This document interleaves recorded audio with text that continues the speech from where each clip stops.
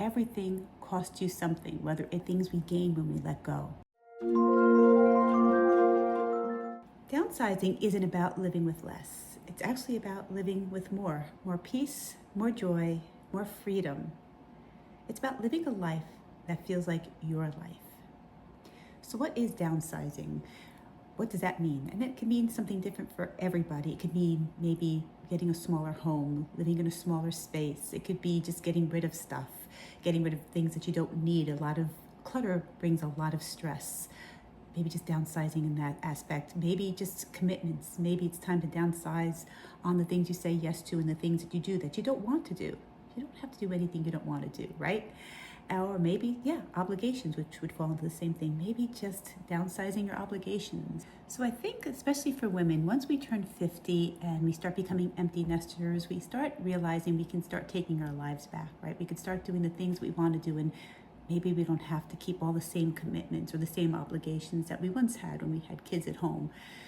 Downsizing, getting rid of things in your house, maybe freeing up a bedroom that was once a kid's bedroom, but now it could be an office space, or it could be a workout room, or maybe you just want to downsize the whole entire place. For us, we're finding things are a little bit different. We just did a renovation it was about 2 years ago. We did a renovation in our kitchen.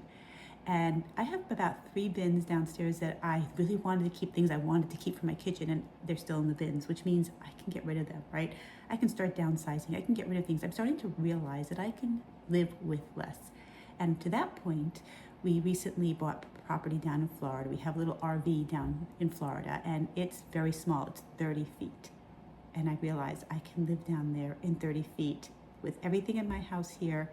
I live very comfortably down there in 30 feet. I don't have a very big house here, but it's bigger than an RV. And I found that I probably can downsize a lot more than what I am. So that's one thing that I'm going to be doing, is downsizing my stuff. Next thing that I've been downsizing is work schedule, right? I have my work schedule, and then there's things that are a little bit above your work schedule, right? That you have people ask you to do things, and I'm realizing that I'm going to say, and have been saying, no to things that I don't want to do, that aren't purposely filling my time wisely, that are adding extra stress to me. So stress and extra work, that's the second thing I'm downsizing. And then what I'm finding is that with downsizing some of these things with work, I'm finding that I can fill the time for me. I could do things for me. I can get out and I can hike. I can spend time with friends. I'm just finding that downsizing for me, as far as work goes, is giving me the ability to live better and bigger and spend more time with my friends. Now, I know that not everyone can downsize in their job. I definitely understand that. But there are other things that you can downsize. You can say no to things that you don't want to do. And there's a couple of good questions to ask yourself, and I have them written down here so I don't forget them, but a couple of questions just to think about.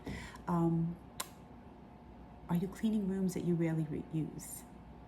That's one thing you really have to think about. Is there things that you're just are you just living in your living room and your bedroom and your kitchen, and the rest of the house you're not using at all, you're not living in? Are you paying for things that don't make you happy?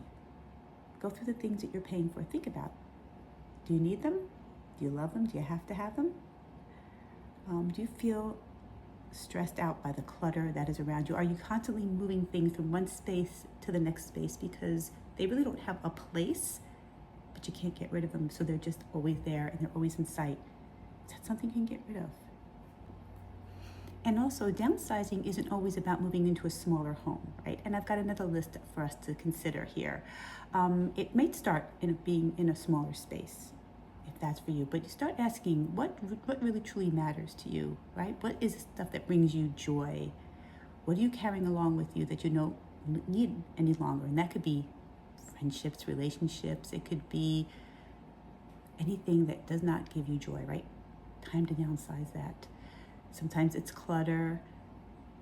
Sometimes it's just high expectations. Maybe you thought you'd be somewhere at this point, somewhere different, but you are where you are.